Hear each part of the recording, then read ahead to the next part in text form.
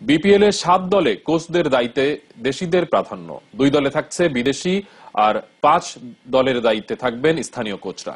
সাবেক ওপেনার জাভেদ ওমর বেলিম এবার কোচ হিসেবে দায়িত্ব নিয়েছেন রংপুর রাইডার্সের। বরিশাল বুলসের কোচ হয়ে আসছেন ডেভ ওয়াটমোর। গেল আসর কোচ মোহাম্মদ সালাউদ্দিনের অধীনে শিরোপা জিতেছিল কুমিল্লা ভিক্টোরিয়ান্স। এবার সেই সালাউদ্দিনকে কুমিল্লার ডেরা থেকে নিজেদের দলে ফিরিয়েছে চিটাগাং ভাইকিংস। গেল আসরে তামিমদের চিটাগাংয়ের দায়িত্বে ছিলেন শ্রীলঙ্কান কোচ মারভান আতাপাত্তু। সালাউদ্দিন চলে যাওয়ায় কুমিল্লার কোচের দায়িত্বে এবার থাকছেন দেশ বরণ্য আরেক কোচ মিজানুর রহমান বাবুল।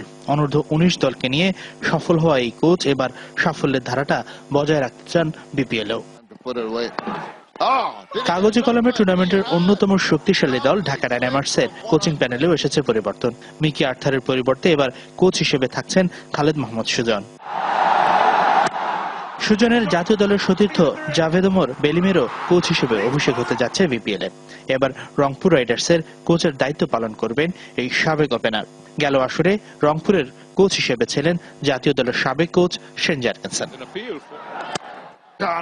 রংপুরের মতো বরিশাল বুলসও কোচ গ্রাহাম ফোর্ডের জায়গায় পরিবর্তন এনেছে। এবার অস্ট্রেলিয়ান ও সাবেক জাতীয় দলের কোচ ডেভ ওয়াটমোরকে নিয়োগ দিয়েছে বুলস কর্তৃপক্ষ। বরিশালের মতো বিদেশি কোচে আস্থা রাখছে এক সিজন বিরতি দিয়ে বিপিএল এ ফেরা খুলনা টাইটান্স।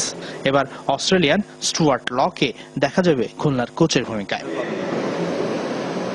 তবে আরেক নতুন দল রাজশাহী আস্থা রেখেছে দেশি কোচে। অভিজ্ঞ সারওয়ার ইমরানকে কোচ হিসেবে নিয়োগ দিয়েছে পদ্মাপাড়ের দলটি। হাসিনুর রহমান, যমুনা।